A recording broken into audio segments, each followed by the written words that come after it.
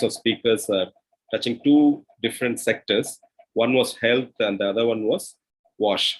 So first we started with overview, and we had Ms. Henna covering the area where, giving a background of the multi-sector coordination part, and followed by we had Dr. Anil. He focused on the importance and how do we go about in terms of post-disaster scenarios, the coordination part. Then we did have, after that, we had Mr. Shem focusing on the health sector activities. And then we had Dr. Prakriti focusing on the health sector programming and interventions, followed which we had Dr. K.S. Deepak. He stressed on the coordination mechanism in the health sector. Then followed by that, we had the next sector, which was WASH. We had Mr. Basab, who elaborately explained about he set the context and then focused on the coordination mechanism. Then we had Mr.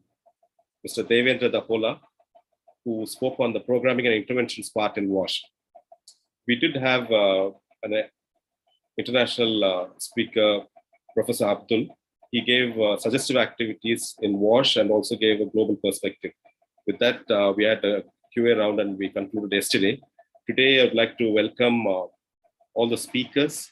And first, we'll be starting with Mr. Mintu, who will be talking about the education sector suggested activities.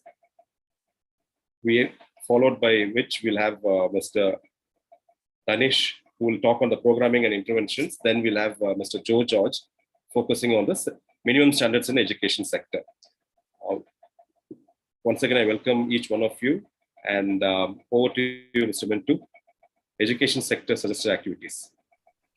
Thank you, Dr. Hari, for giving this opportunity to share some thoughts and around this. Can somebody give me an opportunity to share my screen?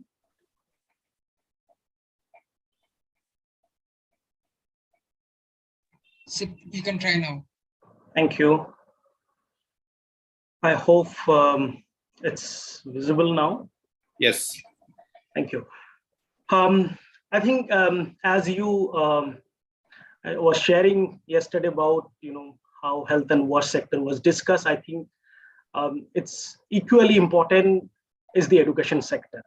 I think education is one of the sector among other sectors most affected during any emergency, but on the other side, it's less prepared, compared to any other sector. If we take an example of our recent experience from COVID, last 2 years, there was, we as a country, we were not in a position to offer solution to the children. What will be the alternative solution in an emergency like this? And here, the most important part is that education sector, providing education continuity to children, is not one particular department or one particular agency's role. It's a coordinated effort. We will be discussing today on that direction. I will be focusing mostly on the suggestive activity for different stakeholder mainly. The key learning objective to understand which stakeholder has which kind of role and what will be their suggestive activities during preparedness, during the emergency, what kind of activities and response can be designed. That's how we will focus on today's discussion. Our learning objective will be more focused on the importance of education sector, basic relevant in the sector, apply the minimum standard for education sector, and identifying the stakeholder and actors involved in the sector, and kind of a mechanism for emergency coordination and role and responsibility of different stakeholders. Our key learning agenda will be focused on mainly on sex standard, why education is important during emergency, and how disaster have impacted children severely. sectoral coordination mechanism, and a little bit of risk management method we'll be focusing on. I'll proceed to that. The most importantly, a major stakeholder which we can see is that the first one is MHRD has a very critical role from the national point of view, national side, and then State Disaster Management Authority has the similar critical role. The District Disaster Management Authority, which is the closest at the district level, is a very vital stakeholder, and then also the allied other national level education authorities. Now, when we're talking about Assam, I think every year, twice in a year, schools are closed in Assam in certain pocket area due to flood, and due to the soil erosion, there are many instances there are damages of school, washed out of school in different flood scenario. That is the state we as witnessing. Now education, for example, any organization, when we prepare our response strategy or response plan, if you see that even the prioritization of education as a sector to respond, it always comes little later. Probably the first one is the focusing on food, and then shelter, and then wash sector. But equally, education is also important. So that's the first message, that we also need to strategize our response. The agencies, the government institute, the department, the INGOs or NGOs, the local civil society, to be center in one of in their response strategy. Because as we know that one of the key principle for us, especially for the education sector, would be 0 days loss in education. So how to ensure 0 days loss in education in any circumstances, any certain disaster scenario. So that's the kind of a focus would be. So first, if we start with the key role or key suggestive activity for MHRD is that provide a forum or allowing different stakeholders to coordinate with government in an emergency situation. So MHRD has a role to provide a platform where all the different stakeholders comes together and experts come together, and provide the guidance, especially to the other stakeholders. That is one of the key role for MHRD. Also, MHRD has a critical role to ensure that adequate resources are available for education institution and stakeholder, to respond or to do the preparedness activity at this time. So these two very critical role MHRD have and playing that role in the country, but most probably we need to more focus on these areas. Now, coming down to the State Disaster Management Authority, it's very important that State Disaster Management Authority, has a collaborative involvement with the education authority, especially when we are preparing the disaster management plan. The State Disaster Management Plan should have adequately, space for the education sector, especially at the preparedness front, especially on the promoting the school safety as a culture in the education space. I think this is where State Disaster Management Authority can play a very, very vital role, involving the education department, education ministry at the state level, at this stage of disaster management plan preparation. This is something is very important. In case of Assam, State Disaster Management Authority is quietly active and working on school safety, activities around school in Assam. But one important is that the addressing the emergency need, especially the ensure the education continuity of children. It's not only the role of State Disaster Management Authority or Disaster Management Department. It is equally a role of Education Department to be taking care. So Education Department should prioritize as one of the key component, because giving a secure environment to ensure learning continuity is one of the key. Coming down to the District Disaster Management Authority, I think District Disaster Management Authorities in Assam are doing very well, and every district is preparing their disaster management plan on time. But I think at the local level, at the district level, DDMA and the education department or the authority at the state level should come together while preparing the disaster management plan, which is already kind of taking place in the case of Assam, but probably more comprehensive exercise together, especially on the disaster management plan at the district level, need to be taken care of.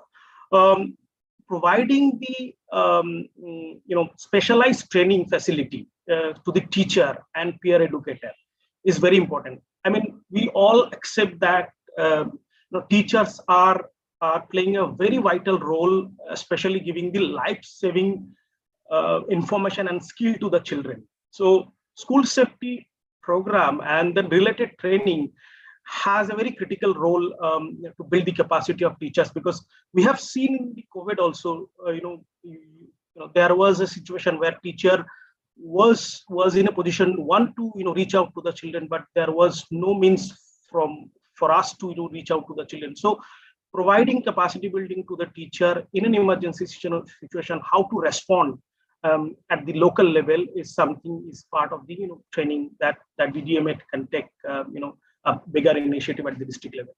Now, national level education authorities, like providing the necessary guidance and resources, especially infrastructure, that is disaster resilient. Infrastructure development is one of the key role for national authorities who is working in the disaster management sector as well as the education sector. Disaster resilient infrastructure. So when we are building a school or infrastructure, we should always keep in our mind that risk mitigation infrastructure, or how that building can be a disaster proof or resilient. So I think working closely with the relevant engineering department and designing that is something is important, because we have seen that all our investment goes wash away in a smaller flood. So this is kind of a keeping safe our infrastructure is one of the key role.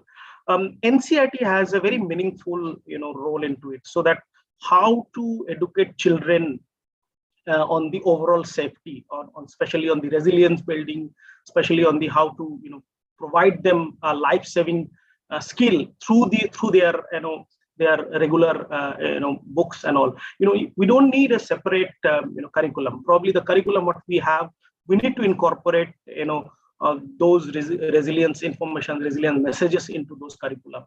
When children are learning science, when children are learning history or geography, in that context they only learn on the disaster management and risk reduction protocol. I think this is the four major stakeholder has suggestive activity can be taken care of. Now, when coming to the at the local level, I think Panchayati Raj institution and the urban local bodies has a very critical role, because they become the first responder at any given scenario of the crisis. Panchayat and urban local bodies can effectively participate in the school safety program and planning, especially. So Panchayat department, they themselves have a planning exercise every year. So in the current context, after 14th Finance Commission, each Gram Panchayat is doing a rigorous planning exercise. I think in that planning exercise, Panchayat and local urban bodies can take care of school safety planning within their plan, so that from their side also school safety are equally addressed at the local level. In creating infrastructure, resilient infrastructure, installation of schools as a disaster resilient infrastructure is also PRI and local bodies. They have a very critical role, because Panchayati Raj and local bodies in some state, and in case of Assam also, there are school managed by these local bodies. I think they have a very critical role, and in this direction, I think building capacity of PRI and local bodies members will be a very critical role, especially the State Disaster Management Authority and other allied sector stakeholder can jointly do an capacity building on that. At At the state level, SCRT has also very equal, because SCRT actually build the knowledge product and the capacity of teachers, and there is a role of developing the curriculum. I think school safety agenda at the school, they can take it up as part of their regular capacity building process. I think if SCRT take a very proactive initiative, then school safety agenda can be a focus of all capacity building exercise. Sensitization and training of teachers and developing different modules, especially for the teachers, is something is a very critical role for from SCRT side. And we all know that every school there is a school safety focal point appointed as teachers and appointed. I think training of those school safety focal point from SCRT side will be a very critical role. Now, coming down to the funding agency and UN organization, especially in the state, they should provide support to develop and share the knowledge, product, and the strategic approach to the school safety, because we all know that comprehensive school safety framework is one of the available framework globally, and our national school safety plan is two critical strategic document which help us to understand and design the school safety response and strategy. So I think UN and the funding agency has a critical role, and also bringing collaborative to develop promote good practices, bringing good practices from other state or other organization, which sharing with the state stakeholder will be another very critical role from UN and funding agency. Now, coming down to the NGOs and INGOs, I think they play a very critical role where sensitizing these policymakers at the state level, at the national level and district level is something is very important. Advocate for systematic commitment to the safety, so to advocate with the relevant stakeholder for creating a greater commitment to the safety, especially on the school safety is one of the area. Also, INGO and NGO provide a role to provide capacity building support to the school authority and the local level other stakeholder who is working in the education sector. INGO and NGO can also have a collaboration with the academic and research institute. Probably much more research is required to bring some innovative idea to respond the crisis or the need of education sector. I think that's a vital role. INGO and NGOs can play a role. Now, certain activities, there are certain suggestive activities which is during emergency, different stakeholder can play a very critical role. One is the SCRT and the diet at the district level and SCRT at the state level.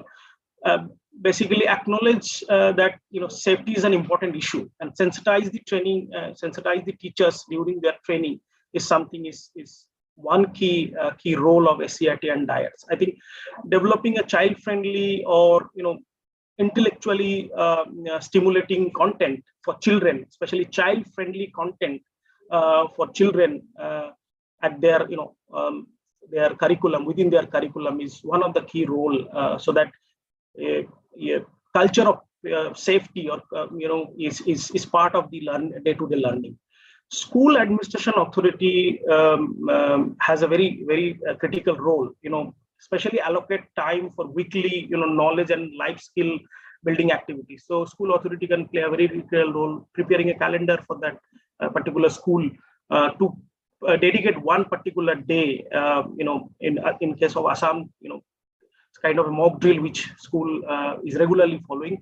Beyond the mock drill, also kind of a tabletop exercise at the state level where children, teacher, and other stakeholder can play a very critical role. That's a role, and incorporate school safety issue in the school development plan. So, the annual school development plan, the authority, school administration authority should take up as a very critical component in their plan, so that certain resources are allocated. Until and unless resources are allocated, it is very difficult to ensure that school safety activities are continuing. So their administration, school administration, play a very critical role. The accreditation and registration authorities, they have a very critical role, like lay down safe learning environment. So when it's come for any kind of a accreditation or registration process, for any newer education institution, there they play a very critical role. So like lay down a safe learning environment, safety checklist for all this new infrastructure, all this new space. There they can do a check and balance so that it's ensure at the very beginning that a newer space, when it's created, the risk management and risk mitigation checklist has been followed, and accordingly it has been followed at this local level. Now, include safety as one of the monitor indicator for a performance of the education institute can be also a critical role of these agencies. Now, coming down to the PRIs, during emergency, effectively participate in the school safety planning exercise. So PRI should, proactively part of the school PRI and local bodies to be part of the school planning exercise in their catchment areas, actually, so that it is recognized and community involvement into that is also ensure the infrastructure are resilient, disaster infrastructure are resilient whenever it's through a retrofitting or new infrastructure development. School children, they are the most critical stakeholder, and the teachers basically, so that children should participate all the learning activity where they learn the TRR and emergency life-saving practices and principles, and take cognizance of disaster risk at their own. So how it's very challenging that to ensure that a child-friendly learning for children, so that they learn through their curriculum. I think children has a critical role there. We have to ensure the children is part of from the beginning till end, in whether it's a planning exercise or day-to-day learning exercise, they are part of it. Now, especially the government, non-government organization, the NGOs and local CVOs. So their role is to sensitize policymakers on the need of school safety at their local level, be it at the district level or be it at the state level, even at the block level. There is a very critical role, and advocate for a commitment from those authorities. I think that's a very critical role.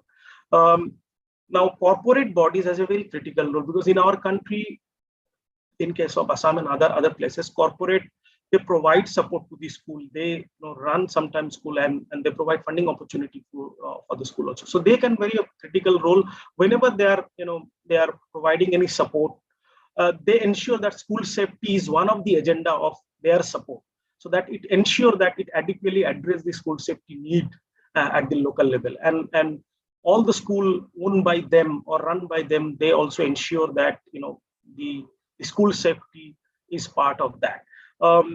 Now, the funding agency, as I said earlier also, it's support to develop a shared knowledge product and strategic approach document with all other relevant agencies, so that it's basically sharing knowledge and bringing people together. Also, the international agencies and the funding agencies has a critical role to build the coordination network at the state level, especially in the education sector. Media has a very vital role. We have seen media has created a very critical role in the country, but proactively more involvement is something is important, where they can participate in the training and whenever the training, and also they can take a lead, building necessary momentum whenever there is an emergency, and ensure that the needs are highlighted. That's a media role. If we see our core commitment, on the risk management, I think the first one is the risk management policy, which support well to mitigate, risk-taking mitigation strategies, and it's the best fittest for the children. Anticipating and managing risk through continuous risk assessment. I think continuous risk assessment is one of the very important, especially for the education sector. And making prompt decision, because delayed decision will impact the response mechanism at the local level. And we have to, it is another important recognize that the risk management is a critical, to success of especially on the education sector, because one of the indicator is this creating a safe and secure environment. Now here is a small case study in front of all of us. I will take, I'll request all the participants here to take 2 minutes to read the case story. And this is a case story which comes from our current COVID context. So there are two pictures. What we can see is that at the one side, children who have access of kind of a internet or mobile phone or laptop, where their education was continuing in a online mode. And on the other side, there was a space where at least managing social distancing and all the COVID protocol, the school was in a position to run. Now, in these circumstances, think about the children who is most marginalized. In the case of Assam, the Chor area children and the most hard to reach area children, where internet and all other opportunities are not there. How local authorities and how different government agencies can plan to respond these critical need. So I'll stop for 1 minute, and then probably there are 4 questions. One is first one is that we, as of now, in previous slide, we have learned that which stakeholder has the critical role and what kind of activity they can take care of. In that particular, the first question is that how local governance like PRI and local urban bodies can address this critical need and what kind of activities they can plan. The question number 1. Then the second question is that from this case study, what kind of role media can play during emergency? If any certain emergency happen in this sort of situation, what kind of role media can play? And then the last one is that the third one is that many students, they don't have the facilities or online class, especially in the rural area. So how these stakeholders, especially the Panchayati Raj institution at the rural level, can play a very critical role to minimize that gap, and what are the activity they can take care of, and whom shall they address this? And the fourth question is that in this study we can see that there is a mental and physical disturbance. In COVID scenario have given us a very clear picture that psychosocial support was emerging need in last 2 years, especially to ensure that a stable continuity of children's learning. So how we ensure that assessing and monitoring activities prevented the situation quite better. How we can take care of psychosocial part of this. So these are 4 questions. So I think chat box is open. Dr. Hari can moderate this. So any response from anyone's side, we'll be very happy to get your answer and reflection. I'll stop for 2 minutes here. Over to you, Hari, and then I'll come back. Thank you, Mr. Avantu.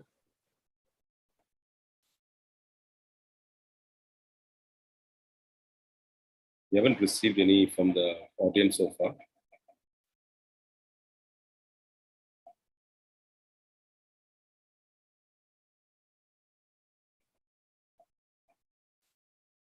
Also, if anyone wants to speak up, they have the option to raise their hands and we can let them unmute their mic. So, yeah, so either you can put it in the Q&A box or else raise your hands to speak.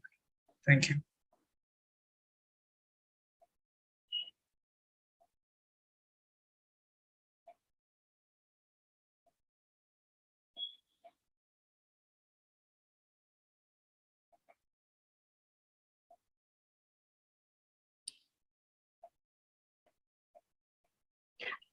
I think anyone can raise their hand and share some reflection.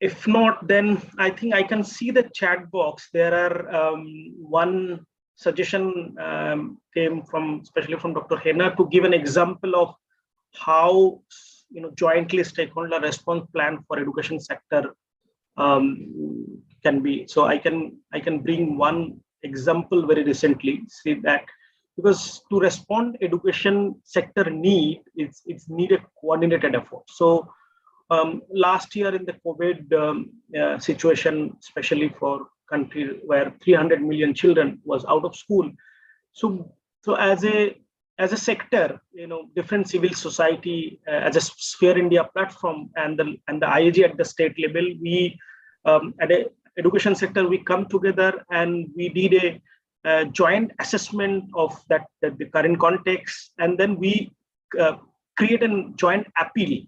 So there is a global funding opportunity platform which is called ECW, Education Cannot Wait, which is a multi-government and multi-corporate funding platform which provide a very dedicated funding opportunity for across the country, especially to address the education need in the crisis. So from India side, we coordinated together all the different INGOs, the national stakeholders, and the civil society, and we did a joint assessment and prepare a joint appeal, and we sent to the platform ECW, and they were very keen to understand the current context of India, and they were in a position to provide a larger funding opportunity for India to address that point of crisis. But very unfortunately, that Afghanistan scenario was taken place, so that funding opportunity actually goes to Afghanistan. But this was the first time where civil society organization, UN agency, government, and civil society organization, we all come together. We did it, almost 2-month rigorous coordination mechanism to create an opportunity, which is, joint appeal and joint resource mobilization. I think that's sort of, innovative way to address the crisis at the state level also can be done. So one, quick example I can bring from the last experience.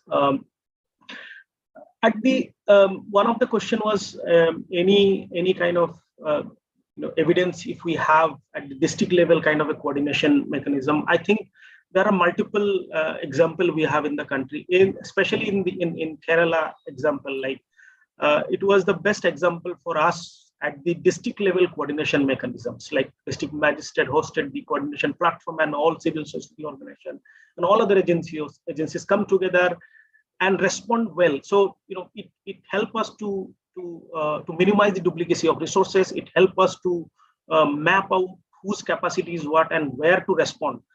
Kerala is a classic example where we have really addressed the education need in a very coordinative mechanism. I think learning from those experience and sharing in the wider platform would be one of the key role as a Sphere platform also in coming days in different training. I'll just quickly close my part. So I think so we have I think in a quick time around time, we have understood that which stakeholder are very critical for education in the sector. What is the suggestive activity for pre-disaster scenario, especially for the preparedness, and what are the suggestive activity during disaster those stakeholders can take at their level.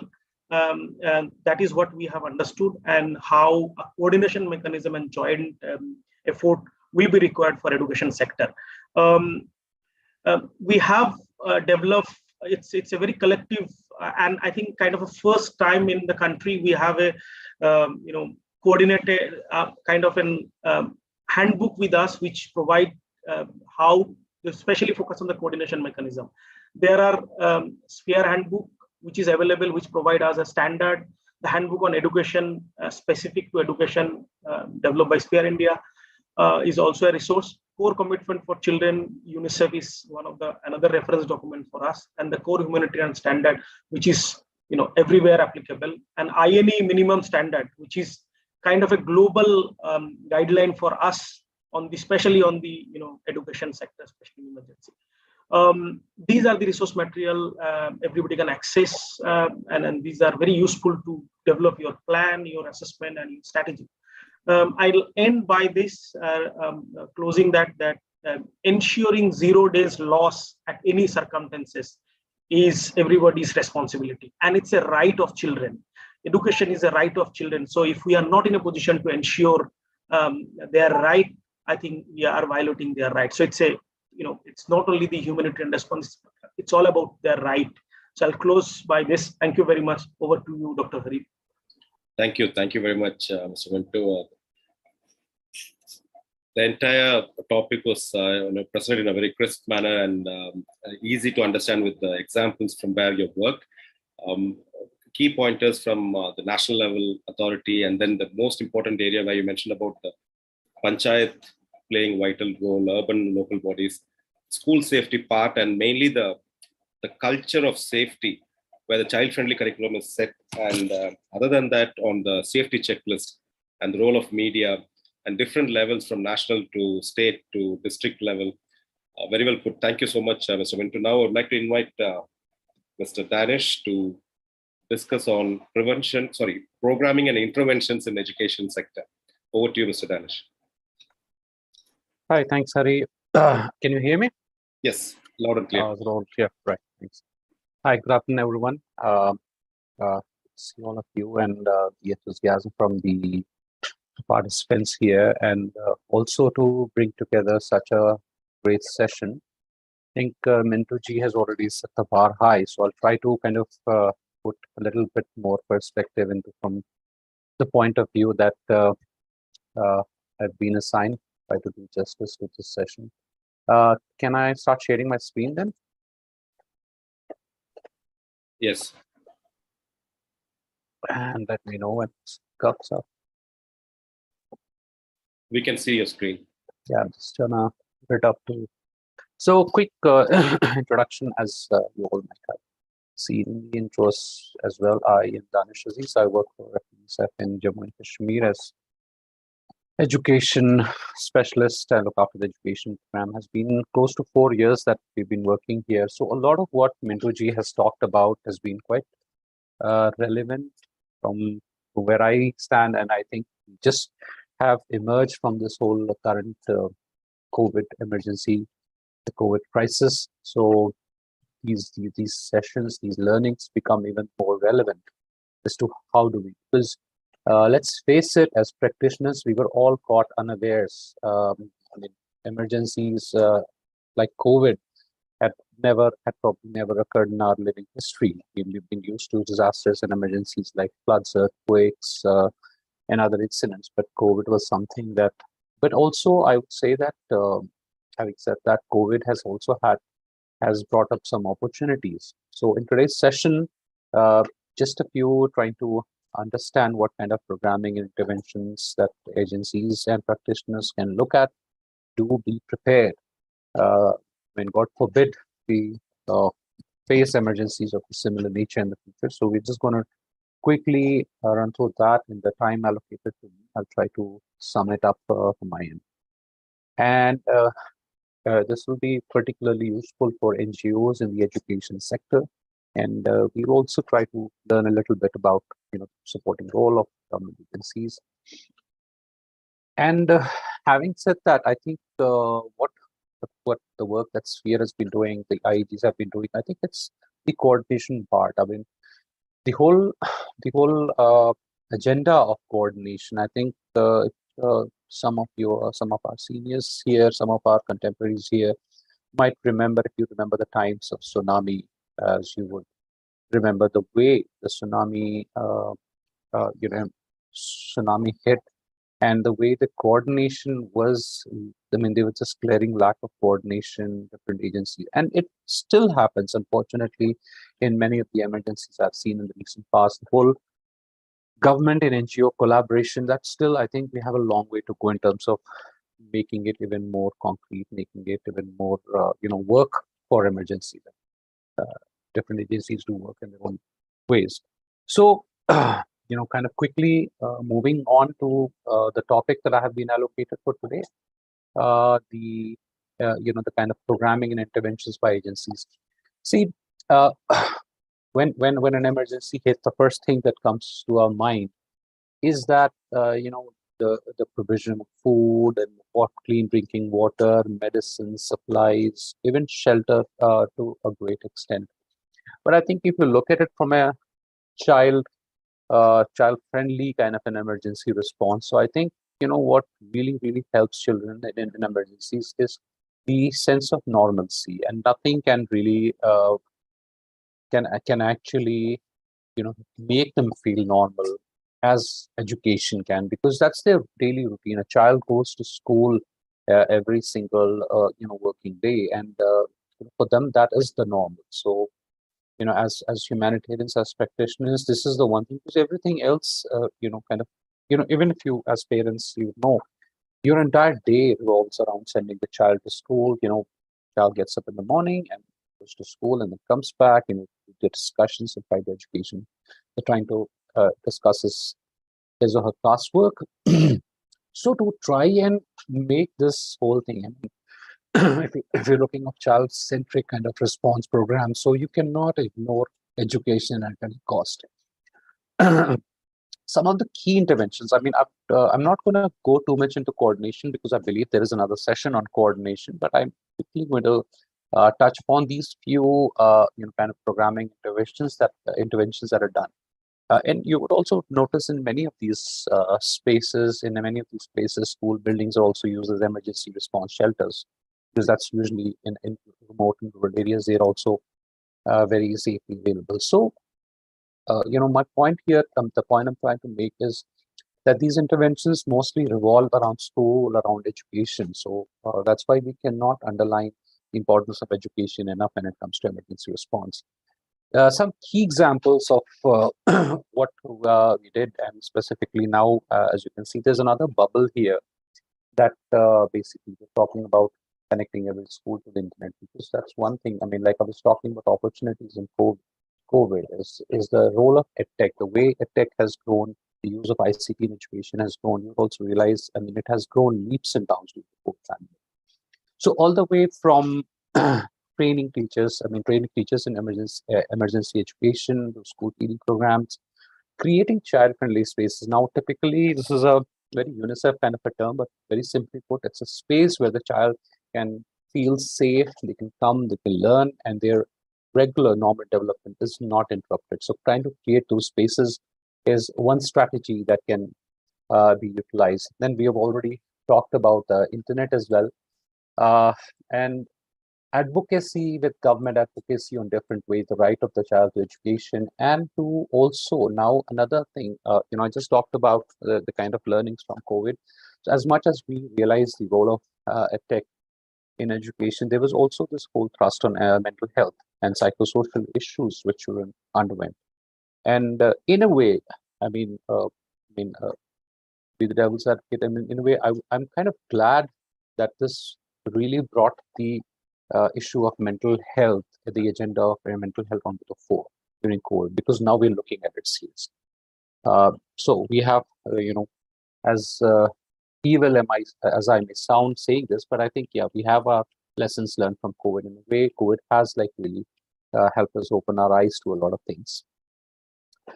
What do we, because the thing is that we just talked about, we was also talking about certain core commitments. So we need to kind of develop that. I spoke about the coordination part, but strengthening the education system, that's really very important, because education in emergency is really trusted. There's a adage, or there's a saying that education must go on no matter what, whether it's emergency. And that's what we're here to discuss, to have a safe learning environment for the child. There should be leadership from all kinds of partners, whether it's government agencies, UN, NGOs as well, and to have that equitable access to learning. Children with special focus on the most vulnerable, children with disabilities, children also ensuring that girls get equal opportunities to learn. And the role of community is also very important. I'll just give you a quick example in the following slides, just to how we kind of leveraged a program here in Jammu and Kashmir, just to give an example of how the role of parents, how the role of volunteers was taken to try and ensure the continuity of education. And finally, I've already spoken about the mental health, the psychosocial, and now a lot of work. In fact, the Ministry of Education is also now putting a lot of stress. This is whole initiative called Manodarpan, and wonderful resources. If you go onto the Ministry of Education's Manodarpan microsite, you can download those good resources to kind of learn about what Manodarpan, what you can do under mental health and psychosocial support. Quick snapshot of UNICEF's response in J&K. We had developed a module. This was a home-based learning module, just called Angan Shala, in which we use community volunteers to help children of early childhood education age 3 to 6 years to learn and read. And there were, as you can see, parents teaching children through their home. So the role of parents also talked about, and then there are also regular child-friendly spaces in Kashmir division as well that we work, where children can come and play, and there are different activities to keep them in a safe space. And finally, the fourth picture, as you can see on the slide, is Naira Community Learning Center in a remote village in Jammu and Kashmir. We have about 800 of these centers that run on a regular basis. So these are completely volunteer run. They're called Naira, and these are run in collaboration with Pratham. So just to give you a few examples of how how education and emergencies can be integrated within your regular education program. So as you can see, this whole programming, this is very, very flexible. This is emergency ready now. We have child-friendly spaces, we have modules, we have tech as well. Just forgot to mention that these centers, these Naira centers, also have, each center has 2 tablet computers which can work offline as well. So just to give an example how preparedness can really, really help you to kind of be prepared for any kind of emergency. So good planning, good preparedness. And let me also add to you that all these programs are done in collaboration with the government of Jammu and Kashmir, with the Department of School Education, Samagra Shiksha. So in a way, they're also internalized, wherein we need their support there. I mean, these are not standalone NGO programs. They are done by NGOs with the approval of Samagra Shiksha. With their collaboration, all these programs are also done. So you can see a good example of how getting the getting the mandate, the advocacy of the government, and working with localized NGO partners as well for that. So, summing up, these are few points to remember. These are kind of the commitments. Either I would say that the least minimum things that you can do is to first of all have a good effective leadership, ensure that everybody has there is inclusive learning. The most vulnerable will always reach. These are safe learning environments. Mintuji was just talking about school safety, comprehensive school safety framework. Mintuji also will be happy to know that J&K was one of the first union territories to have adopted the whole school safety program of the Ministry of Education. We were already working on a comprehensive school safety framework with borrowed elements from different UNICEF programs. We had kind of put it together, and it had included elements of school health and safety, school health and wellness program, mental health, and other issues, including child protection, even midday meals. And in between, the Ministry of Education launched its guidelines on whole school safety, which we have also adopted, and we're just hoping that this year we'll be able to kick it off and across all schools. So the stage is set for that. And so in a way, so you can see how we were able to strengthen the education system, create safe learning environments, also include elements of mental health. Also, just to share an example here, UNICEF also supports the counseling to cells. I mean, you'd be very kind of happy to note that because Jammu and Kashmir has 2 divisions, divisions of Jammu and Kashmir, 10 districts each. Each of these divisions have properly functioning counseling cells within the directorates of education. That's very novel, that the counseling cells are being run by the Department of Education, wherein there are helplines, there are outreach programs, psychosocial interventions from time to time. And these are very much done in collaboration with teachers, communities, NGO partners. We also have a network of organizations that support these programs from time to time. So that was pretty much my allocated time, but I just wanted to also kind of get our participants here a little thinking. How do they think?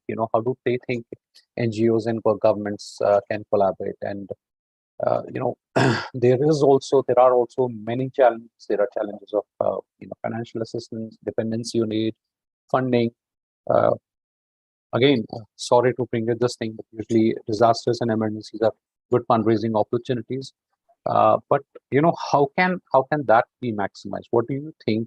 How do you think government and NGOs can work together and help and support each other? So just gonna leave that discussion over to you, Hari. I'd like to kind of also moderate that. Thank you, Mr. Ganesh. Focusing on the role of government agencies in NGO programming, and key area where you brought in both Aranshala and Naira from J&K. You covered all the key areas, which is supposed to be actually giving complete insight of the topic. Thank you so much. We are open for questions from the audience. It's very insightful, in fact, relating to the field level, what you have seen and what you have done, and comparing it with what are the standards to be maintained.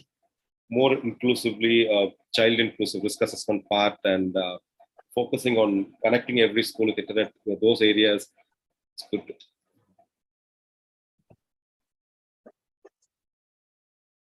You can raise your hand. Any participant would like to ask any questions from this chapter?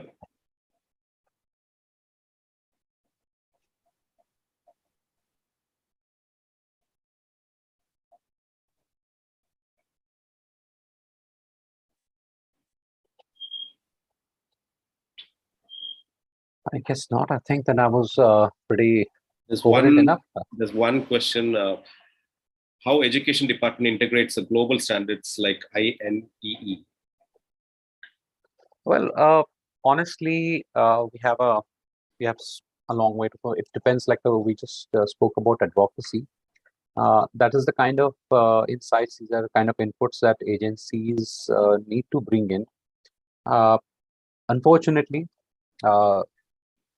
education departments across India, so far as I know, at least from my personal experience, I haven't really seen. Some places we do have progressive leaders within government. All again depends from a case-to-case basis. If you have an official, a government official who does understands these kind of good practices, and they try to adopt them in government programming. But then there have been cases, I'm sure there are colleagues from other states who might recall incidents where government has adopted these standards. For instance, I do remember in Bihar, we were in, I think it was year 2007 or 8 when the floods hit in Araria district, Araria and Supol. That was a massive floods. We had this one district emergency officer, Mr. Suraj Singh, I think his name was, and he used to coordinate. See, this is the whole reason why IAGs were started in most of these states. The IAGs, we work closely with the government. So IAG is a mechanism wherein different various local and international agencies come together, and they share their good practices, their modules, their standards onto the table, and it's up to the government officials to adopt. So from time to time, yes, governments do recognize the role of agencies like UNICEF and the to name a few. There's Oxfam, Save the Children. These are agencies that they've done some brilliant work during emergencies. So they do take their advice. So that is how it works. Fortunately, there's no standardized system wherein the government usually takes on, or maybe there's a system where they say, okay, but at the national level, I'm sure the coordination bit is little more structured, little more functional, but at state level, I would say it all depends on case basis, but it is quite possible. And but then there are also other challenges of financing. We talked about financing earlier. There are challenges of budgeting as well, and what the government can and cannot do, tendering, procurement processes, these things come into play. So again, that's up to agencies like ourselves to try and make that happen. That's what we are, right? Technical support agency partners to the government. Thank you. Thank you so much. Thank you so much, Mr. Danish. Now we move on to the third topic, which is minimum standards in education sector. I invite Mr. Joe George to illustrate on that. Thank you. Thanks, Hari. Thanks, everyone. Yeah, thank you, Danish and Hari. Appreciation to Sphere India and NIDM for putting up this training program. So I've been given 10 minutes, so I will rush through the presentation. The topic given to me is to present on emergency preparedness and response in education sector, touching upon the minimum standards. I hope you can hear and see my screen. Thank you. Yes. So just wanted to ask the participants, how many of you are aware about the minimum standards of relief published by the National Disaster Management Authority? Perhaps you can put it in the chat as Y for yes and N for no. Minimum standards of relief by National Disaster Management Authority. So we do have a document on the minimum standards of the mainly with social sectors like health, nutrition, shelter, like that.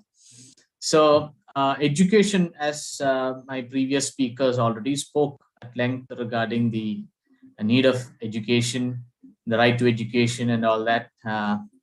We see that the tangible things like health, water and sanitation are generally responded to with immediate effect by the government and other aid agencies. At the same time, we cannot forget the educational needs of children affected by any disaster like floods in Assam or Himachal, or the COVID situation or any other crisis situation. The education needs are to be met by the stakeholders, especially by the government and the civil society organizations. So the this session would be mainly dealing with a couple of points like education sector standards, importance of coordination in the course of emergencies, INE standards, and core standards in humanitarian principle. So these are the core humanitarian standards, as many of the participants would be already aware. I will not dwell much on this slide. Mainly the people-centered humanitarian response, coordination and collaboration, assessment, design and response, performance, transparency and learning, aid worker performance, so on and so forth. So the coordination and collaboration, especially the humanitarian response, planned and implemented in coordinated effort. Like this training itself is a coordinated effort between the state government of Assam, between the National Institute of Disaster Management, the Sphere India, and the civil society organizations who would be participating in this meeting. So definitely during an emergency situation, coordination is of utmost importance. And when we come to the global standards for education, the INE standards, as previous speakers also spoke about it, it is in 2004, this has come into place. It's a global network. The INE stands for Interagency Network for Education in Emergencies. You can Google it and you will find the document. It is 140 plus page document. So I will come to it a little later in detail. We also have core standards by the UN agencies like UNICEF. We have legislations and policies at the national level, and even at the state level, we have various provisions. In most of the states, they will have the education rules and policies and guidelines and all that. So the global standards for education in emergencies is multifaceted. And what you should be knowing about the educational standards. So as informed earlier, we have the international standards related to education in emergencies. We also have various legally binding as well as non-binding instruments, especially when we consider our own country. We know that the Right to Education Act is there. We have school safety guideline by the National Disaster Management Authority. Recently, we also have from the Ministry of Education School Safety and Security Guideline in 2021. So so on and so forth. Even at the state level also, some of the states have come up with their own rules and guidelines also. And INE, I've already talked about it. The Global Partnership for Education provides guidelines for accelerated support in emergency, and the policy making on education is undertaken, as I already mentioned, both at the national level as well as at the state level, because education is state subject. So the state also have taken certain initiative to ensure school safety and the continuity of education services. So as you are aware, the schools and the hospitals are considered to be critical infrastructure in any community. So irrespective of the crisis, irrespective of the emergencies, the schools and the hospitals are supposed to cope with the crisis, or they have to kind of overcome the crisis, and their services are to be rendered to the community, especially schools and as well as the hospitals. So the INE standards are broadly divided into these four, as you can see in the slide. I'll just highlight these four. One is access and learning environment standards. So during an emergency, for example, floods in Assam, we know that 200 plus lives are lost, around 70 children have lost their lives. So we are aware that it has taken toll in the lives of many children are affected, many students are affected. Their education got disrupted, discontinued for a long time. So the access is definitely a concern when a community, when a district or a state is undergoing a disaster. So we have to ensure the minimum standards are to ensure that the access is being provided to all the students, especially when we take an example of COVID also. We have seen the digital divide in many of the states, like from the remote villages and tribal communities. They have found it difficult to access the network and all that. So that we have to ensure a smooth accessibility in terms of not only in terms of network, but in terms of the physical environment, barrier-free environment. For example, children with students with disabilities, various forms of disabilities. Maybe we can provide information in sign language, in braille, like that. Teaching and learning. These standards focus on critical elements that promote effective teaching and learning, especially in the schools during emergencies, training the teachers, and to help the state institutes who train the teachers, mainly to promote their skills in terms of being an effective teachers for the students. Number three, we see that teachers and other education personnel, especially this domain covers the administration and management of human resources in the field of education. We understand that in emergency, many a times these are overlooked or compromised. For example, we know there is a standard of a teacher and student ratio, but during an emergency, this may be slightly compromised. However, the idea is to ensure provision of education services to the students, especially during emergencies. Education policy standards. This domain focus on policy formulation and enactment, planning and implementation, especially at the state level. We can definitely think about, for example, Disaster Management Act 2005 directs all the state government departments to prepare their own departmental disaster management plan.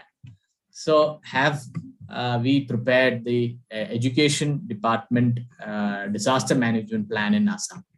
So our friends from Assam can answer that. So the idea being, when we talk about minimum standards for education during emergencies, at the preparedness level itself, we have to ensure not only during an emergency we think about it, but how we can prepare for which a robust plan is important. So some were asking in the chat box also regarding IND minimum standards, who can use it? Definitely education authorities at the national and local level. A person had asked regarding whether government officials are taking note of it or incorporating this into their planning also. So definitely they can use it. UN agencies, bilateral donor agencies, NGOs, CBOs, teachers, other education personnel and teachers, education consultants, all of them can definitely use this standards for sure. And just to add, when we talk about minimum standards, the word itself, we see that minimum standard that definitely serve the community, come what may, for example, by the government side or from the NGO side, we have to see, we cannot overlook any of their needs, though we might look at the tangible needs of food, water, clothing, wash, sanitation facilities and all that, but education is equally important. Many a times what happens is when we see that a certain place is flooded, we might be giving holidays for the schools for a long time, but thanks to COVID, in some ways we have used the alternate ways of connecting with the students by having virtual mode classrooms and all that. So why not we use the virtual mode itself when a particular place is flooded? Definitely there are challenges with respect to availability and accessibility of internet and all that. However, for at least for few children also, we can ensure that this is being made available as a standard operating procedure as soon as when disaster is striking in a particular place. We can think about that also. And also in to take an example from the Kerala minimum standards of relief, especially we had mentioned that in case school is used as a shelter, naturally it is generally used widely in our country. What about finding an alternate place? If the school is used as a shelter for a longer time, and so many days the school is closed for the students, so why not we find a place which is nearby within the vicinity itself, an auditorium or a marriage hall or somewhere which can be used temporarily as a makeshift arrangement for that particular school. So that is there. And also we can make use of the multi-purpose cyclone shelters being constructed under the National Cyclone Risk Mitigation Project. So these are some of the areas or some of the facilities which we can use instead of schools, because schools are readily available at the community, and that's why we use it due to toilet availability and all that. And to highlight one particular case is the Kerala education rules, which says that the school should be sited or constructed in an elevated area. So much so that if the surrounding areas are flooded, the schools will not be flooded and it can shelter people in the community in the nearby areas. So that can be done also. So some of the takeaway points is that one is mainly with respect to the departmental disaster management plan of education in the state of Assam is of utmost importance, and timely updating it at least annually, and also mapping the schools which are in the flood prone areas. Again, taking an example from Kerala, since I'm from Kerala, recently we did a statewide mapping of schools and hospitals in the multi-hazard prone areas, so that we understand these schools are there in this area, and so that those schools can be given priority for preparedness and mitigation activities in terms of even providing them early warning messages, timely early warning messages, and to look at the alternate solutions for those schools, and giving more funds for a better construction of the schools, and so on and so forth. So these are some of the things that we can do, especially this is also applicable in Assam, where the schools are repeatedly flooded every year, being flooded. We may have to think of even relocating the schools to a safer area, because children should be safe. In the best interest of children, we have to consider such decisions. The first speaker, Mr. Mintu, also spoke about the panchayat level interventions. Definitely, in our state, the schools, actually the administrative control is by education. However, the local authority is also managing the schools. They provide the funds to the schools also, and hence they can be definitely an active partner and stakeholder in ensuring school safety of their jurisdiction. We also can look at when we talk about school safety, we can also see that they prepare the school safety plan. So the emergency period, the minimum standards can be ensured through the plan which is being prepared for the schools. The business continuity plan, we generally call it as, the committee can prepare. The school safety committee can prepare the business continuity plan, so that the disruption of education services won't be there. So the national guideline of minimum standards by the NDMA specifically gives a rapid need assessment format, which has to be ideally done within 24 hours or maximum 72 hours, so that these needs can be identified and can be met. As he said, education cannot wait. Definitely, it's a priority for our children, and in whatever circumstances the disaster managers go through, we have to ensure that the services to the students are being given. So the activity questions, I have 2 questions. I'm not sure about the time that is allotted. What are some of the other actions for safety measures that the student can act during an emergency? You can perhaps post it in the chat box. What are some of the activities which can be acted upon in order to be prepared for any emergencies? This I leave it to the participants to post it in the chat box. So that's all from my side, Hari. Thank you. Thank you. Thank you so much. So Joe, timely early warning messages and schools constructed in an elevated area in Kerala, where you brought about focus on the minimum standards which has to be met come what may. The teaching professionals and the non-teaching personnel who work being aware of the activities to be formulated, mapping of schools in the flood-prone areas. Some key takeaways from your session. Thank you so much. With this, we come to the end of the first sector session. Now we move on to the next sector, which is protection. So we have Professor Joe Thomas joining us to give introduction on protection. Over to you, Professor Joe.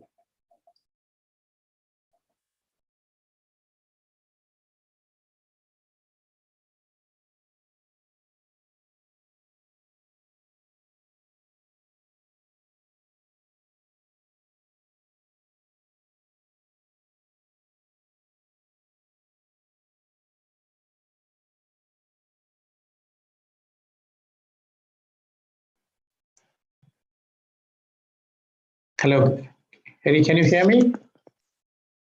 Yes, loud and clear. Oh, thank you. Good afternoon, good evening.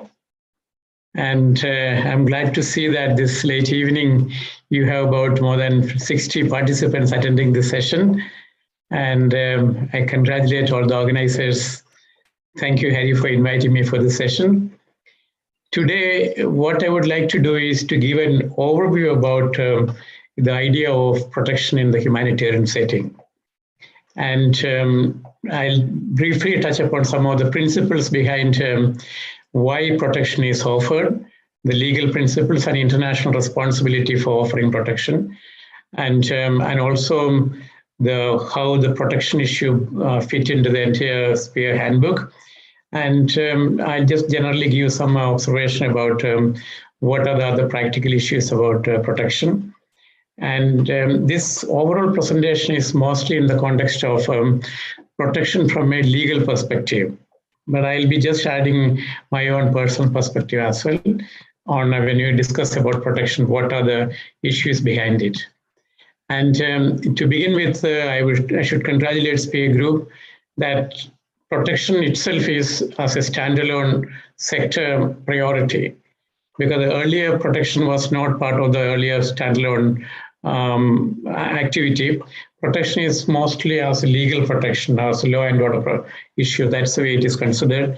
But now it is independently evolving as a separate sector, which require its own conceptual, theoretical, and practical implication. And my content of today's presentation is what is the objective of this presentation. I briefly touch on the SPEAR handbook, because many other speakers must have mentioned about what is the SPEAR handbook. I may not spend much time.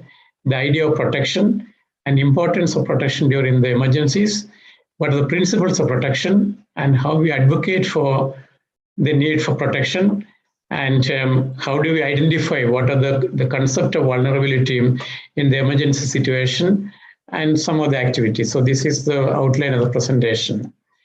And this presentation is being created to learn about the SPEAR project, and particularly about the protection sector and the protection principles. So that's one of the major objectives of today's presentation. And also to explain the basics and relevance for the protection sector in the context of emergencies. We know the protection in the general sense, but in the emergency context, what are the importance and why it's important to focus on protection. And also we have to learn about advocacy for protection and how the advocacy for protection works. So this is another objective of today's presentation. And maybe we'll try to list some of the vulnerabilities of the sector, which are in respect to the emergencies. And so this is the overall objective of today's presentation. And we know that in 1997, the Coalition of Humanitarian NGOs and the Red Cross movement, and they came together to form the SPEAR project, or the SPEAR. And the aim is, there are two aims: to improve the quality of the humanitarian response, and to be accountable for their actions. Because in the humanitarian context, humanitarian activity, once upon a time, let me present it that way, it is assumed that it's a humanitarian work itself is a do-good project.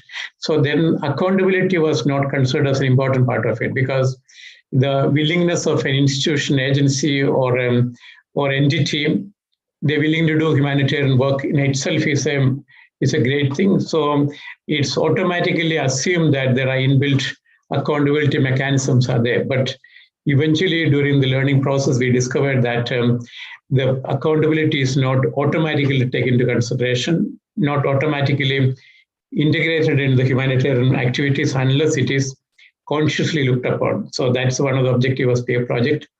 And the philosophy of SPEAR is based on two core beliefs. One is people affected by a disaster or conflict, they have the right to life, dignity, they have a right for assistance. And the right for assistance is not a charity, it's a right. So that's the shift in our understanding about the humanitarian action. It is not a charity, it is a right. And all possible steps should be taken to alleviate human suffering arising out of the disaster and conflict. So this is the principle of intervention in the humanitarian area. There is a responsibility for the society, responsibility for the state to ensure adequate steps are taken to alleviate human suffering deriving out of the conflict and disaster. So this is, again, the second principle of the concept of right. And also the SPEAR handbook is a collection, a compendium of the SPEAR, the guidelines and suggestions on various aspects of the humanitarian action. It's also becoming a common resource book for all over the world. And this humanitarian handbook, which we call it as PA handbook, it comprises of the humanitarian charter, the principles of protection, the core humanitarian standard, and the minimum humanitarian standard in vital areas for response. So this is some of the highlight of this handbook. Or there are two core beliefs mentioned earlier are put to practice: humanitarian charter and minimum standards are operationalizing. So that is one of them. The success or the importance of the SPA handbook or the humanitarian handbook. And increasingly, all the humanitarian work is guided by the protection principle. As I mentioned earlier it was not part of the humanitarian response, but now increasingly, humanitarian work is guided by the need for protection of the vulnerable, the weak, and the people who are excluded from the benefit of the disaster relief operation. And also, humanitarian charter establish the ethical and legal framework for everything follows in the handbook. So this is another thing. This handbook compiles the legal framework, the ethical framework, and also the other operational aspect of how to translate this into action. And when you look at the laws behind the protection are broadly four: interagency standing committee resolution, that's interagency UN humanitarian partners. So the need for strengthening the humanitarian assistance and improve the delivery of humanitarian assistance to affected population. So this is some of the laws and principles of the humanitarian protection paradigm, and is mostly derived from the interagency standing committee resolutions. And the next is about a set of international human rights law. This is a body of international law designed to protect the human right on social, regional, and domestic levels. So this international human rights law is the second dimension of the principles which derived to create the concept of protection. The third is about international humanitarian law.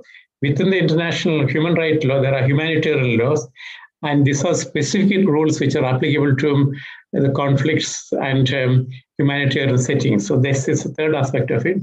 The last is about international refugee law. It's a piece of international human rights law designed specifically to remedy the problems that arise when individuals can no longer rely on their state to protect their most fundamental rights. If you look at the other three, out of these four other three, it is directly the responsibility of the state. But the last one is the responsibility of the international community, the international refugee law. And if you try to apply the international refugee law in the Indian context, India is not a signatory to international refugee law. So the applicability has got a limitation because India is not a signatory to international refugee law. But at the same time, that remains as a principle, and a principle which is accepted and agreed internationally. And the idea of protection is, according to the Interagency Standing Committee, all activities aimed at obtaining the full respect for the high rights of the individuals in accordance with the letter and spirit of the relevant bodies of law. It's international human rights law, international humanitarian law, and international refugee law. So the principle of protection is derived out of a legal perspective. And also there are core values of protection as do not harm, non-discrimination, and identity of the most vulnerable population, safe and dignified access to basic services, community participation, empowerment, and building resilience. So these are some of the core values of protection.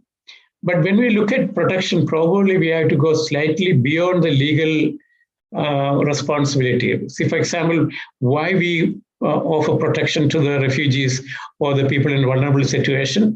That's a question in most of the context is beyond the legal responsibility. It's a moral responsibility.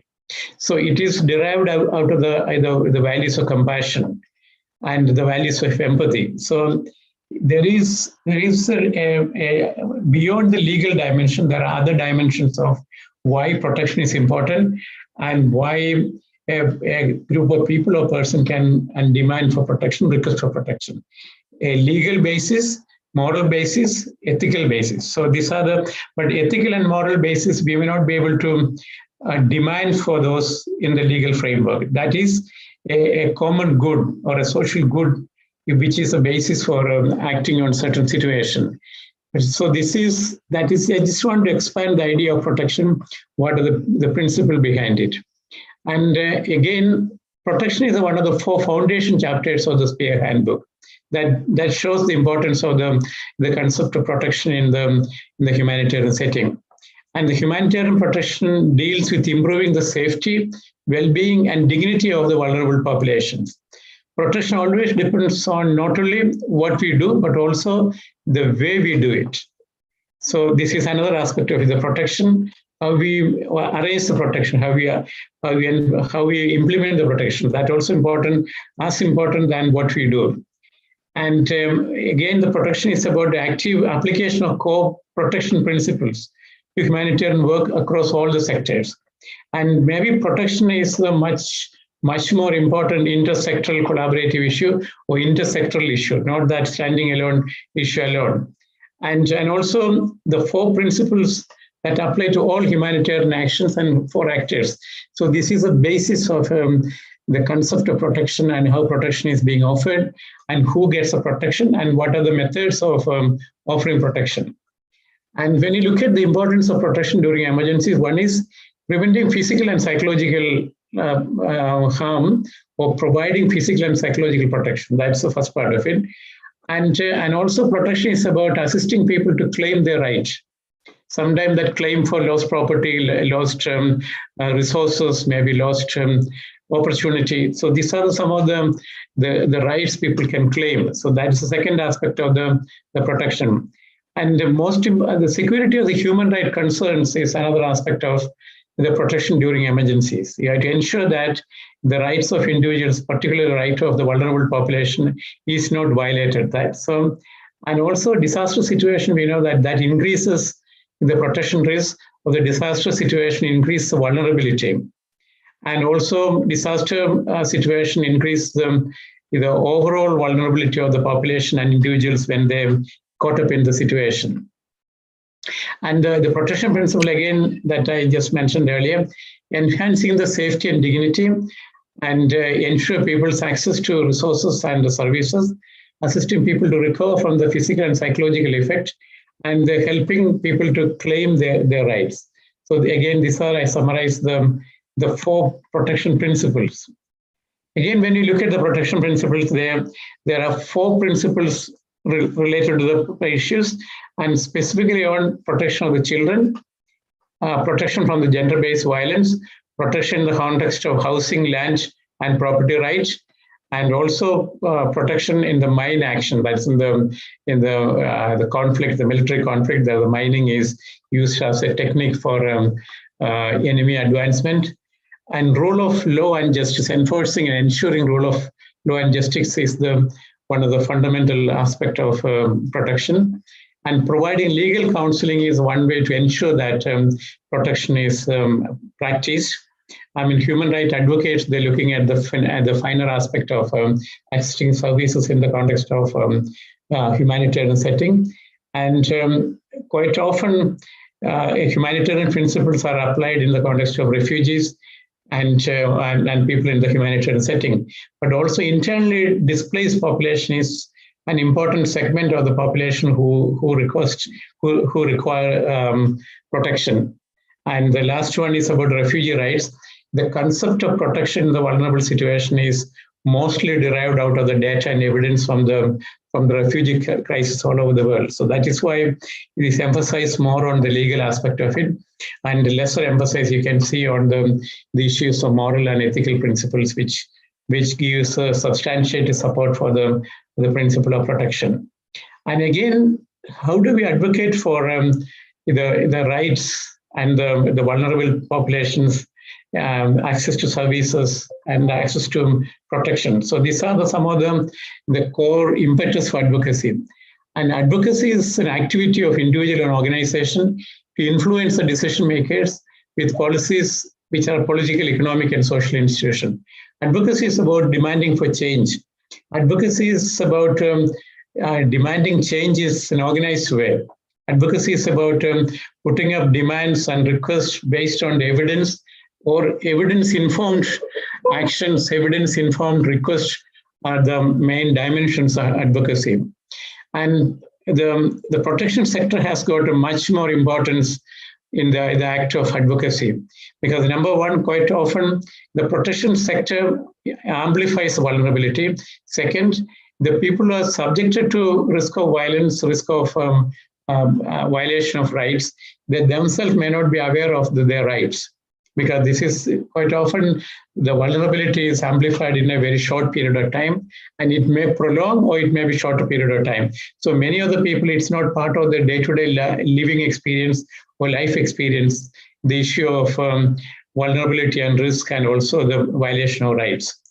And also when the decisions, actions, or policies are impacting on the day-to-day lives of the people, and it amplifies the vulnerability, the role of advocacy comes into forward.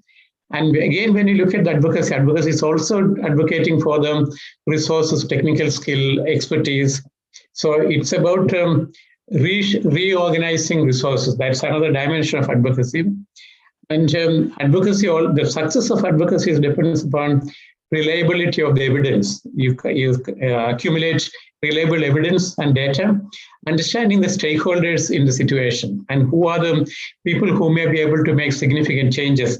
That understanding is an important element of the success of advocacy. An environment that promotes respect for the rights of everyone. In certain social contexts, advocacy is not appreciated, advocacy is not understood, and advocacy doesn't have much value, or sometimes advocacy doesn't have a space to operate. So that way, advocacy quite often work in a liberal social setting and a liberal progressive social setting. So in some setting, we may not be able to use the concept of advocacy, the skill of advocacy, because there are those society or a political system may not provide space for advocacy for the rights and vulnerabilities of the people in disasters and the vulnerable situation.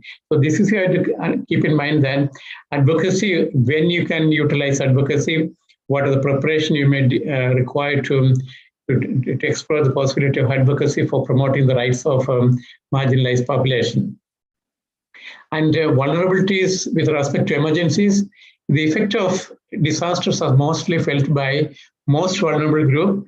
They include children, women, LGBTQ+, people with disabilities, elderly, scheduled caste, scheduled tribe, and other minority communities, internally displaced people. So the vulnerabilities of this particular population amplifies when disaster takes place and also when emergencies takes place. So the impact of disasters, impact of humanitarian settings is not uniform. In certain population, particularly people already in a vulnerable situation, their vulnerability is amplified because of this additional social phenomena of humanitarian setting and the disaster settings.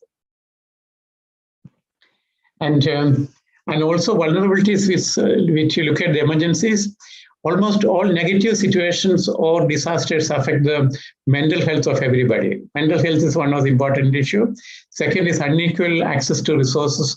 That resources could be access to healthcare, access to support services, access to social support, and access to even some financial and physical support. So that inequity, maybe it should be monitored from the point of view of reducing the vulnerability.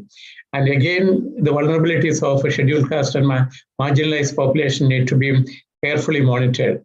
And again, when you look at other vulnerable population, the elderly population and disabled population, and the people who are older age population, and their vulnerability could be amplified, and quite often they may be left behind when emergency and disaster situation takes place. And it affects the livelihood of most of the people. And if the disaster situation prolongs, the livelihood could be seriously disturbed. And we know that the last 2 years, the COVID pandemic was one of the typical example of the disaster operation, and it affected the livelihood of practically everybody. But the livelihood of people who are already marginalized, socially excluded, their vulnerability was amplified by the COVID pandemic. Again, when you look at women and children face physical and even sexual violence. I mean, the COVID pandemic also, we noticed that the domestic violence is amplified several times than in the context of a COVID pandemic, probably because of the physical proximity of a large number of people. Otherwise, they may not be confined in such small physically confined situation. And we have enough data and evidence to note that transgender population and LGBTQ population are particularly face widespread violence, exclusion, and also lack of access to services in the context of a humanitarian setting. And also, our country is going through an emergency situation in the form of the pandemic. And this question comes to you. In the pandemic situation, what contribution we could have made to reduce the vulnerability of children, elderly population, other marginalized population? This question, I leave it with you to think about it. And also, as a summary, we have learned briefly about the SPAY project and SPAY handbook. We also looked into the protection sector and the principle, and I highlighted the importance of protection from a legal protection perspective, as well as moral and ethical principles. And also the need for looking at protection sector during the emergencies, how it is amplifies. And there's briefly I mentioned about the concept of advocacy, why advocacy is important in the context of humanitarian setting. And we know that the disaster disproportionately affects more vulnerable population. So this is the summary and the takeaway home message. And most importantly, some of the references we have is the 2018 SPAY handbook and handbook on the protection, particularly created by SPAY India, and UNOCHA documents, protection concerns of the marginalized communities and the vulnerable population during COVID pandemic, and care commitment for children. And also I noticed that there are the protection report for many of the UNHCR reports. If somebody is interested, look into that. The routine, the protection report for UNHCR operation in the refugee settings. In many settings now, there is a separate report on the situation of protection. Maybe those who are interested in to look into that, you can look into that resources as well. Thank you. Thank you. Thank you. Covering on the interagency part, the SPAY project and the minimum standards, the principles of protection, mainly focusing on, it is not always what we do, but how we do it. Thank you so much for your presentation. Now we are open to all the participants for the questions.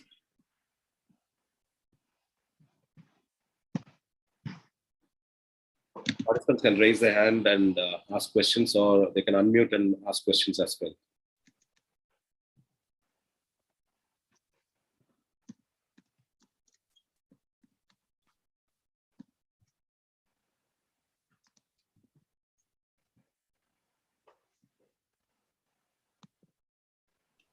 Anybody got any experience in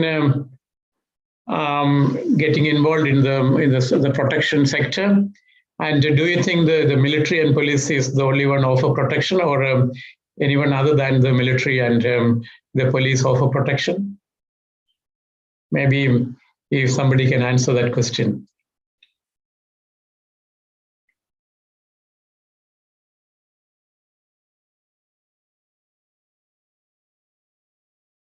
Maybe let me ask Hari a question. When we're looking from the protection point of view, normally the protection is understood from a legal perspective. So we look forward to police or maybe legal enforcement mechanism of the protection. That's the best option in a humanitarian setting? From your experience, what do you think? Working in 2018 floods in Kerala, what I've seen, I can share that. There was a particular college in Cherthala was assigned for the evacuation camp, and also on the protection part of it, like not apart from the police, we also had the village administrative officers and the local bodies. They were given a schedule to ensure that protection of that particular area and the camp was taken care of. So it was not only under the police, but also the humanitarian actors who were there were given certain, they were scheduled to handle certain areas. So not only with the police. This I've seen in Kerala. Of course, with their assistance and their guidance, but mainly it came from, it was all the other humanitarian actors joining hands and supporting the cause. Yeah, thank you, Harry. Because quite often the concept of violence and sexual violence is perpetrated by community leaders or immediate family members on children. So this is the common perception. But I have seen that in certain settings, to disperse the people become, the police or the law enforcement people, they assume that people are becoming violent or are going out of hand when the food is distributed or goods are distributed. Then they use tear gas and lathi charge. So in that context, the children again getting, their vulnerabilities increase. They're getting quite often they are getting harmed than the other population. So the protection is sometimes from the legal perspective, the state is the core guardian and protector of the vulnerable population. But that concept need to look at carefully when you're operating in the field. We may look at the community structures to enforce, to amplify the concept of protection from a moral, ethical perspective. So this is my take on the concept of protection. And again, when you look, we mentioned about the Kerala flood. So maybe in the short period of flooding, maybe the upstream flooding and downstream flooding, what we notice is the impact of health as a protection mechanism. Some of the healthcare needs as a protection mechanism is not taken into consideration because many people, they must have lost the medicine, they have lost their timing of the medicine, and they may not be getting the right access to medical care. So access to healthcare as an element of protection. Maybe these are some of the issues we have to keep in mind when actually we are in the field situation. Thank you, Harry. Thank you. We have one of our participants mentioning it's not just the physical, but also psychosocial aspect and emotional rehabilitation program to be considered in the protection programs. Maheshwar Satpathy has mentioned that. I agree, completely agree that we need to expand the protection, not exclusively from the legal framework. Legal framework is important because that's what the basis of demanding for protection. But we have to incorporate other additional elements of protection and also how the protection is being implemented in the ground level. And also one more thing, what I've noticed, Professor, missed aspect, a minimum initial service package from UNFPA for the sexual and gender-based violence, combating that. All the district level, state level, and humanitarian actors were trained on that, and ensuring that when you mentioned about the evacuation camp, not only the people who are with the children, but also people who come there to support. System was put in place. This I witnessed again in Kerala and in 2015 floods in Tamil Nadu as well. So the person who comes with whatever they want to distribute is collected in a different location with their ID card. After checking that with all the filters, they give it and then they have to leave. They are not made to come in contact with the people who are staying in the camp. There are different states have taken different steps, but this aspect I saw in Kerala as well, in Cherpala especially, they had a completely different place for stocking all the materials which was received and which was personally checked in different states. Out of 14, 10 districts were affected during that flood. And mainly in Alapura, where people, especially from the government, deputy collector personally coming and checking and ensuring the inventory is maintained well. Also on the protection part of it. Thank you. Yeah. Thanks, Maheshwari, for highlighting the importance of psychosocial support as well. And the distribution of goods and access to those goods is a protection issue because some people can be systematically excluded from getting benefit. I remember in one settings, because the roads were completely washed away, the people who brought in the disaster relief material and they couldn't access what they did. They came to the beginning of the road where the few families there. They give this material to them because they had to go back. They had to take the vehicle back. So the distribution was just geographically constrained to one place. And that people in that particular location, they have seen that they had 200 toothbrush and 100 toothpaste. All the items were distributed in one location, not the other areas because of the geographical access. When you look at the protection of the people who are away from the mobility issue, transportation issue, because disasters also disturbs the logistical issues. How do you incorporate the logistics, and looking at the issue of logistics, incorporating in the protection issue? Probably this is another issue, another area which we may have to have a careful analysis and careful attention. Thank you. Thank you. Are there any Can more I questions? say? Sure. Yeah. Hi, Joe. Hi, the organizers. Thanks for this opportunity. It's a great presentation as always by Joe. So I'm very happy to hear him after a long time. So yeah, basically I want to add one thing about psychosocial rehabilitation. When we talk about psychosocial rehabilitation, basically I mean like disasters of all kind happens to us, and we have experienced something of the other in our lifetimes. But basically, when we talk about protection, I mean, we have to talk about several socially disenfranchised sections which have already been historically disenfranchised, and they have been victims. They have had already victimhood experience in the past. And when any sort of disasters or anything of that sort happens, basically they need heightened, they have heightened risks of being victimized. And so therefore they need a little bit more protection than the common people. And this is one point which I want to highlight here. Why? Because at times we forget about them. Because I have seen during periods of disaster, transgender and LGBT people, because I have worked with them for quite many years now. So I feel that they have been excluded to an extent in the sense that their lives are not being given the due importance as they should rightfully be given. And this is something which I have observed, and this is something which I think we as a researcher or policymakers should be concerned about and should place adequate emphasis on. And this is something which I wanted to bring to your attention. And I obviously enjoyed the presentation by Joe. And so thanks for this. It was great. Yeah, thank you. Yeah, thank you, Maheshwari, for highlighting those issues. But my suggestion is that when the disaster occurs, quite often there is a disaster impact assessment takes place. That disaster impact assessment is, I would say there's a need for expanding the scope of that disaster impact assessment. Quite often health-related disaster impact in the disaster time is not taken into consideration. Most of the standard disaster impact assessment tools are not looking at the health impact, psychosocial impact. They look at how many roads are misplaced, how many physical infrastructure is lost. So that's the emphasis more on the physical aspect of the disasters, not necessarily psychosocial, even health. Even when you look at the health infrastructure, how much is lost, that is not taken into consideration. Health and psychosocial support is, again, the concept of expanded concept of protection is not much covered in the post-disaster assessment tools. Maybe that's the one thing Spear may have to take a look at. The standard tools which is used across different agencies are not expanding the idea of protection, expanding the idea of the health vulnerability, health protection. So the concept of protection and the tool itself need to be expanded, its scope.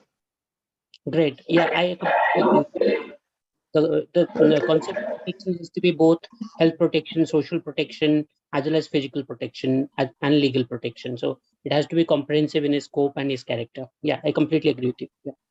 Thank you. Thank you. We have Mr. Joe George who have raised his hand. Yeah, thank you, Joe Thomas, for the wonderful presentation.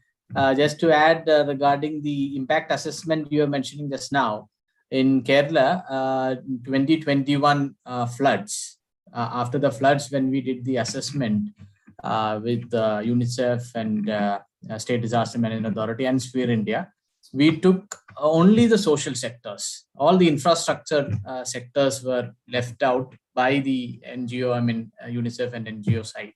We had around 40 NGO personnel doing a rapid assessment in the disaster affected areas only on social sectors, which I think that was the first of its kind in the country itself, mainly child protection, education, health, including mental health, nutrition, like that. So the document is there.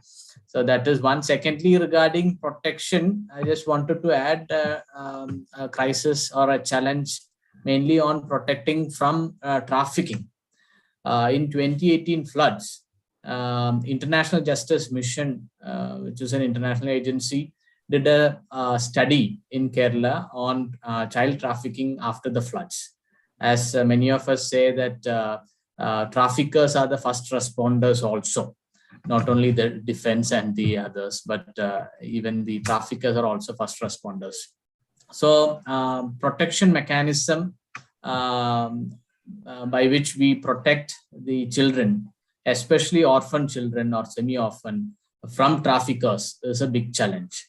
Not only the police, but civil society organization or the schools and the community should be vigilant that in times of crisis like this, children are safe or they are safeguarded by the community themselves, and take note of missing children immediately and report to the police and see where they are and all that. So that is also one of major concerns in especially some of the states in India. Thank you. Thank you. Do we have any more questions from the participants?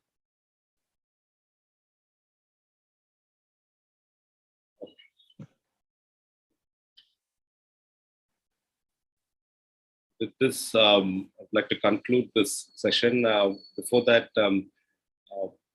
heartfelt thanks to all the speakers, all the participants. Education sector suggested activities taken by Mr. Mintu. Thank you very much. And Mr. Danish, who discussed about the programming and interventions in education sector. Thank you. Mr. Joe George, who spoke about the minimum standards in education. Thank you very much.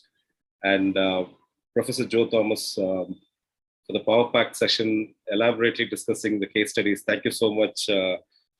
Thank you all. Now, would you like to add a few words? Just a moment. It's my moment to thank all the panelists for a very, very power-packed session, and it went out even better than yesterday. And thanks to the panelists, right from Mintuda to Danish to Joe to now how beautifully Joe Thomas has wrapped it up. This is the first time I'm hearing you, Joe, sir, but it's been such a comprehensive presentation, and wish to thank you because, protection is a very overarching subject and understated, under-prioritized post-disasters. I completely agree with all the panelists, all the participants who have flagged the concerns around protection. Now, Joe just talked about a PDNA which has been done in Kerala recently in 2021, and we've just completed a PDNA in Assam. And we would have loved to hear from the participants who are here, most of them from the government line departments, some of them from the social welfare department, and from Women and Child Development Department also, on how best do we incorporate the assessment indicators on protection, which continues to be an overarching theme of social sectors in our assessment exercise. Do we have enough disaggregated data? Do we have intersectionality of data? Who are the most vulnerable, and do we really reach out to them? There have been many studies that Spare India has embarked on, the latest one being in Odisha last year, where the Dalits, the SC/ST category was completely ignored in the assistance programs. And that's where with NCDHR and their implementing partners, we conducted a very comprehensive exercise with comprehensive assessment tools to see that, the people who had lost their shelters, how do they best get assistance? Now, these are some things that we need to jointly work upon. There could be technical agencies, there could be academic organizations who could provide more expertise in terms of giving more scientific tools and, more evidential learning. And then, the CSOs who are at the helm, who are working in the field and are the foot soldiers, the government who is the implementing, the policy making, and instrumental. So the idea of having all this, talking about sectors and talking about stakeholders and talking about convergence and coordination, I'm sure today and yesterday we had some CSR organizations, also some corporates who are supporting some of the response plans in Assam and the other states also in this meeting. So the idea is to, discuss and, talk about all of these aspects as a one. So that all are speaking about the same language.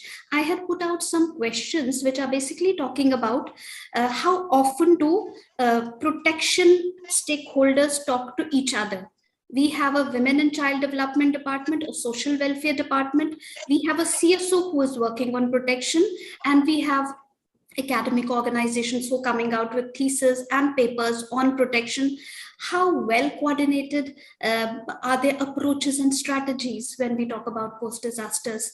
So our idea is to bring everybody together and to try to, come out with a joint response action plan. With Kerala, we have initiated this very important exercise on minimum, guidelines on relief standards. Now, Kerala state has come out with a very, very beautiful document which is well aligned with the global standards, whether it's the SPEAR standards, and 11 states in the country do have a draft skeletal document which can be taken to another level. Now, these are the kind of exercises that through this medium of having this book in place, which primarily talks about how to set benchmarks for assessments, how to come out with joint response action plans, who are the key stakeholders, how do they work together, what should be the roles and responsibilities of each stakeholder, and how do they come out with indicators and set timelines and benchmarks. We would encourage all the participants, all the panelists to please go through these handbooks, and please let us know if there are more improvisations. We are open to keep refining these documents till the time we institutionalize these. And it's our humble endeavor that in the state of Assam, we institutionalize this emergency preparedness and response action. We're extremely thankful to the Assam State Disaster Management Authority for taking quantum leaps and having the government stakeholders join these 3-day training program, so that the civil society organizations, the IG Assam members who are here and the other actors who are here can work in a more coherent and aligned way. Thank you all once again. Thanks to the participants for staying with us till the very end. We hope to see you again in the day 3 of the training tomorrow, where we are again talking about 2 important themes, which will be the shelter and the food and nutrition sector. Thank you once again. Thank you.